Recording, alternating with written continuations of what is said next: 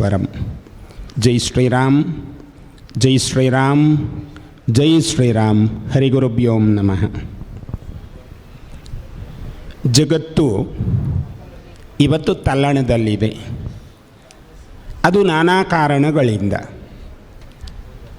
ತಲ್ಲಣದಲ್ಲಿರುವಂಥ ಜಗತ್ತನ್ನು ಸುಸ್ಥಿರ ವ್ಯವಸ್ಥೆಗೆ ತರಬೇಕಾದರೆ ಅದಕ್ಕೆ ತ್ಯಾಗಮಯಿ ಜೀವನವನ್ನು ಹೊಂದುವವರು ಬೇಕು ಎನ್ನುವುದನ್ನು ಬಹಳ ಹಿಂದೆಯೇ ಗತಕಾಲದಲ್ಲಿ ನಮಗೆ ಭಗವಾನ್ ಶ್ರೀಕೃಷ್ಣ ಪರಮಾತ್ಮ ನಮಗೆಲ್ಲ ಹೇಳಿಕೊಟ್ಟಿದ್ದಾನೆ. ಅದನ್ನೇ ನೇಮಿಸಿಕೊಂಡು ಜಗದ್ಗುರು ಶ್ರೀಮನ್ ಮಧ್ವಾಚಾರ್ಯರು ಅನುಸರಣೆ ಮಾಡಿಕೊಂಡು ಆಯಾಯ ಕಾರಣಿಕ ಸ್ಥಳಗಳಲ್ಲಿ ದೇವರ ಸಾನ್ನಿಧ್ಯವನ್ನು ಚೈತನ್ಯ ಮಾಡಿಕೊಂಡು ಆ ವ್ಯವಸ್ಥೆಯನ್ನು ಜಗತ್ತಿಗೆ ಸಾರಬೇಕು ಅಂತ ಹೇಳಿ ನಮಗೆಲ್ಲ ಆ ವ್ಯವಸ್ಥೆಯನ್ನು ಕೊಟ್ಟಿದ್ದಾರೆ. ಆ ದೃಷ್ಟಿಯಿಂದ ಪೊಡವಿಗೊಡೆಯ ಶ್ರೀಕೃಷ್ಣ ಮುಖ್ಯ ಪ್ರಾಣರನ್ನು ಸ್ಮರಿಸಿಕೊಂಡು ವಿಶ್ವಕ್ಕೆ ಒಂದು ಸಂದೇಶವನ್ನು ಕೊಡಬೇಕು, ಅದು ವಿಶ್ವಗೀತಾ ಪರ್ಯಾಯ ಆಗಬೇಕು ಅನ್ನುವ ದೃಷ್ಟಿಯಿಂದ ಪೂಜ್ಯ ಪುತ್ತಿಗೆ ಶ್ರೀಪಾದರು ತಮ್ಮ ಪರ್ಯಾಯವನ್ನು ವಿಶ್ವಗೀತಾ ಅನ್ನುವ ಹೆಸರಲ್ಲಿ ಭಗವಂತನಿಗೆ ಅರ್ಥಾತ್ ಶ್ರೀಕೃಷ್ಣ ಮುಖ್ಯ ಪ್ರಾಣರಿಗೆ ಅದನ್ನು ಸಮರ್ಪಣೆ ಮಾಡಿದ್ದಾರೆ. ಬದುಕಿನಲ್ಲಿ ಅಶಾಂತಿ ಇರ್ತದೆ. ಅಶಾಂತಿ ಬರುವುದೇ ಶಾಂತಿಯ ಮೂಲವನ್ನು ತಿಳಿಸಿಕೊಡಲಿಕ್ಕೆ ಎನ್ನುವುದನ್ನು ಈಗಾಗಲೇ ಭಗವದ್ಗೀತೆಯ ವಿಷಯವಾಗಿ ನಮಗದನ್ನು ಉಣಬಡಿಸಿದ್ರು ಶ್ರೀಗಳು. ಇವತ್ತು ಜಗತ್ತಿಗಿರುವಂತಹ ತಲ್ಲಣಕ್ಕೆ ಯಾವುದಾದ್ರೂ ಔಷಧಿ ಬೇಕು ಅಂತಲಾದರೆ ಆ ಔಷಧಿ ಶ್ರೀಮದ್ ಭಗವದ್ಗೀತೆಯಿಂದ ಹೋಗಬೇಕು ಅನ್ನುವುದು ಕೂಡ ಒಂದು ಸಂಕಲ್ಪ. ಅದನ್ನು ಶ್ರೀಪಾದರು ಹೇಳಿದರು. ಅಂತಂದರೆ ಕೃಷ್ಣ ಜಗತ್ತಿಗೆ ಕೊಟ್ಟ ಒಂದು ದೊಡ್ಡ ವಸ್ತು ಯಾವುದು ಅಂತ ಕೇಳಿದರೆ ಅದು ಭಗವದ್ಗೀತೆ. ಹಾಗಾಗಿ ಭಗವದ್ಗೀತೆಯಲ್ಲಿ ಪರಮಾತ್ಮ ಹೇಳುವುದುಂಟು, ಸರ್ವಧರ್ಮಾನ್ ಪರಿತ್ಯಜ್ಯ ಮಾಮೇಕಂ ಶರಣಂ ವ್ರಜ ಅಹಂ ತ್ವಾ ಸರ್ವ ಪಾಪೇಭ್ಯೋ ಮೋಕ್ಷಯಿಷ್ಯಾಮಿ ಮಾ ಶುಚ.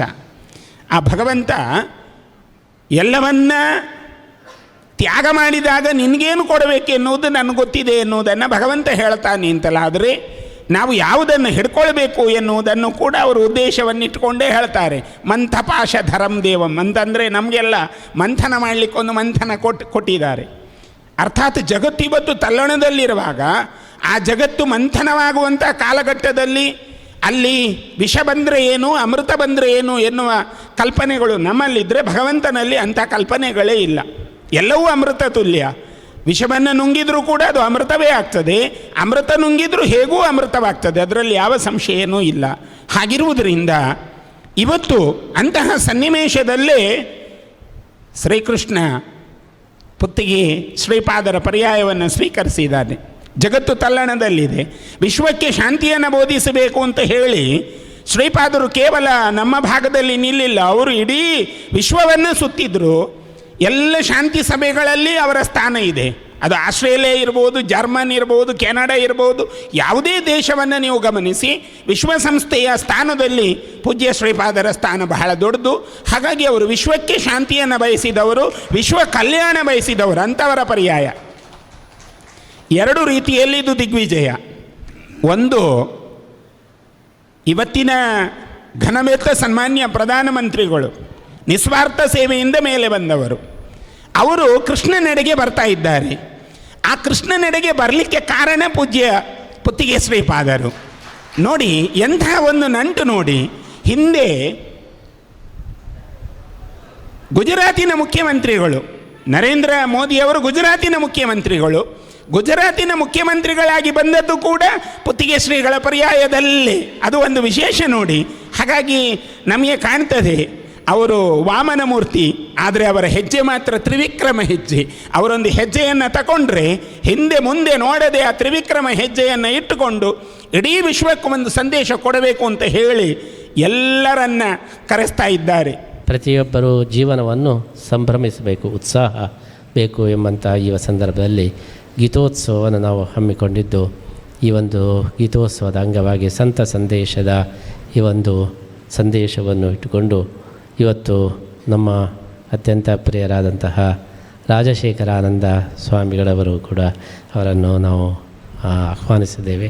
ವಜ್ರದೇಹಿ ನಮ್ಮ ರಾಜಶೇಖರಾನಂದ ಸ್ವಾಮಿಗಳವರು ಗೀತಾ ಸಂದೇಶದ ಹಾಗೆ ಅತ್ಯಂತ ಉತ್ಸಾಹಶಾಲಿಗಳು.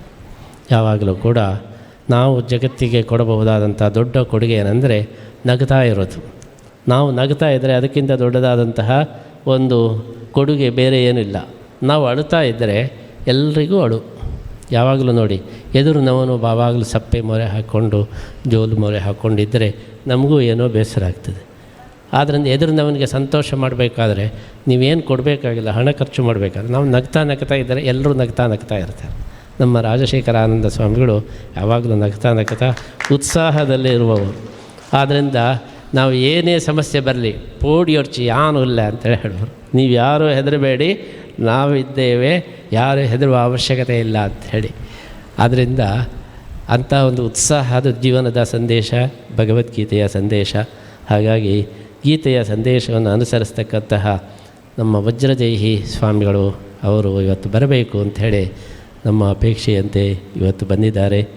ಅವರಿಗೆ ನಾವು ಹೃತ್ಪೂರ್ವಕವಾದಂತಹ ಒಂದು ಅಭಿನಂದನೆಯನ್ನು ಕೂಡ ಈ ಸಂದರ್ಭದಲ್ಲಿ ನಾವು ನೀಡ್ತಾ ಇದ್ದೇವೆ. ಮುಖ್ಯವಾಗಿ ನಮಗೆ ವೈಯಕ್ತಿಕವಾಗಿ ಆತ್ಮೀಯರಾಗಿ ನಮ್ಮೆಲ್ಲ ಕಾರ್ಯಗಳಿಗೆ ನಾನಿದ್ದೇನೆ ಅಂತ ಹೇಳಿ ಬೆಂಗಾವಲಾಗಿ ಇರತಕ್ಕವರು ನಮ್ಮ ವಜ್ರದೇಹಿ ರಾಜಶೇಖರಾನಂದ ಸ್ವಾಮಿಗಳವರು. ಅವರನ್ನು ನಾವು ವೀರ ಸನ್ಯಾಸಿ ಅಂತ ಹೇಳ್ಬೋದು. ಯಾವುದೇ ಇದ್ದಿದ್ರೂ ಕೂಡ ಹೆದರುವುದಿಲ್ಲ. ನಾವಿದ್ದೇವೆ, ಮುಂದೆ ಹೋಗೋಣ, ನೀವೇನು ಹೆದರಬೇಡಿ ಅಂತ ಹೇಳಿ ಹೇಳ್ತಕ್ಕಂತಹ ಒಬ್ಬ ಸ್ವಾಮಿಗಳಿದ್ದರೆ ಅದು ರಾಜಶೇಖರಾನಂದ ಸ್ವಾಮಿಗಳವರು. ಅವರಿವತ್ತು ನಿಮಗೆಲ್ಲರಿಗೂ ಕೂಡ ಒಂದು ಒಳ್ಳೆಯ ಸಂದೇಶವನ್ನು ನೀಡಲಿಕ್ಕೆ ಬಂದಿದ್ದಾರೆ. ಅವರಿಗೆ ನಮ್ಮ ಮಠದ ವತಿಯಿಂದ, ನಮ್ಮ ಪರ್ಯಾಯದ ವತಿಯಿಂದ ವಿಶೇಷವಾದ ಅಭಿನಂದನೆಯನ್ನು ನಾವು ಸಲ್ಲಿಸ್ತಾ, ಅವರಿಂದ ಸಮಾಜಕ್ಕೆ ಇನ್ನಷ್ಟು ಉತ್ತಮವಾದಂತಹ ಒಂದು ಕೊಡುಗೆ ದೊರಕುವಂತಾಗಲಿ. ಅವರು ಸ್ವಯಂ ಪ್ರೇರಣೆಯಿಂದ ಒಳ್ಳೆಯ ಕಾರ್ಯವನ್ನು ಮಾಡಬೇಕು ಎಂಬುದಾಗಿ ಈ ಒಂದು ಉದ್ದೇಶದಿಂದ ಸನ್ಯಾಸವನ್ನು ಸ್ವೀಕಾರ ಮಾಡಿ ಇವತ್ತು ಸಮಾಜಕ್ಕೆ ಒಂದು ವಿಶೇಷವಾದಂತಹ ಸ್ಫೂರ್ತಿಯನ್ನು ನೀಡ್ತಾ ಇದ್ದಾರೆ, ಒಂದು ಉತ್ಸಾಹವನ್ನು ನೀಡ್ತಾ ಇದ್ದಾರೆ.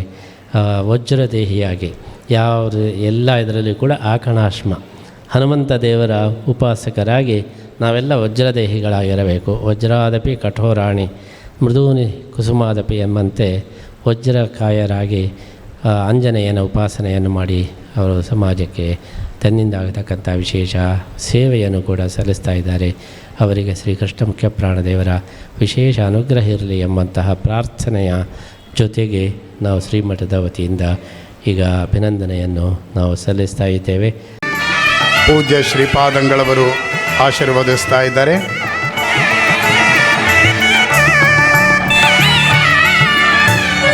ಹಿಂದೂ ಧರ್ಮದ ರಕ್ಷಣೆಗಾಗಿ ನಿರಂತರವಾಗಿ ಅವಿಭಜಿತ ದಕ್ಷಿಣ ಕನ್ನಡ ಜಿಲ್ಲೆ ಈ ಕರಾವಳಿಯ ಭಾಗದಲ್ಲಿ ಎಲ್ಲೆಡೆಯೂ ಕೂಡ ಸಂಚಾರವನ್ನು ಮಾಡ್ತಾ ಹಿಂದೂ ಧರ್ಮದ ರಕ್ಷಣೆಗಾಗಿ ಸೇವೆಯನ್ನು ಸಲ್ಲಿಸ್ತಾ ಇರುವಂತಹ ಶ್ರೀ ವಜ್ರದೇಹಿ ಸಂಸ್ಥಾನದ ಪರಮ ಪೂಜ್ಯ ಶ್ರೀ ರಾಜಶೇಖರಾನಂದ ಸ್ವಾಮಿಗಳಿಗೆ ಶ್ರೀಕೃಷ್ಣ ಮುಖ್ಯಪ್ರಾಣದೇವರ ಅನುಗ್ರಹ ರೂಪವಾಗಿ